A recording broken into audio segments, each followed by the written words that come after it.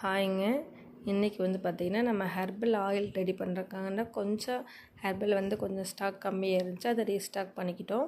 அது என்னென்னு பார்த்திங்கன்னா ஆலிவேரா, கரிசலாங்கண்ணி இலை, மருதாணி இலை, அடுத்து பார்த்திங்கன்னா வேப்பிலை, அடுத்து முருங்கைக்கீரை.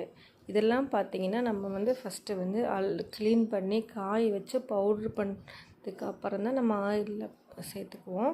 இதை நம்ம ஃப்ரெஷ்ஷாக யூஸ் பண்ணும்போது ஆயிலை வந்து கொதிக்க வச்சு தான் நம்ம பண்ணணும். அப்படி கொதிக்க வச்சு பண்ணும்போது இந்த ஹெர்பலோட சத்து எல்லாமே ஆவியாகி போயிடும். அது வந்து நம்ம யூஸ் பண்ணாலும் அது எந்த பெனிஃபிட்டும் கிடையாது. ஸோ நம்ம வந்து இந்த ஹெர்பல் எல்லாமே இந்த ஹெர்பல் மட்டும் இல்லாமல் +30 + ஹெர்பல் வந்து நம்ம இதில் ஆட் பண்ணி தான் இந்த ஆயிலை வந்து நம்ம ஒரு 20 days நம்ம ஊற வச்சு நம்ம அதை வந்து ரெடி பண்ணி தலையில் அப்ளை பண்ணிக்கிறோம். அந்த மாதிரி நம்ம அப்ளை பண்ணிட்டு வரும்போது நம்ம ஹேர் வந்து எந்த அளவுக்கு டேமேஜாக இருந்தாலும் நல்லா ஹெல்த்தியாக வளரும், அடர்த்தியாகவும் கருகருன்னு நீளமாக வளர்கிறதுக்கு இது உதவியாக இருக்கும் இந்த ஆயில்.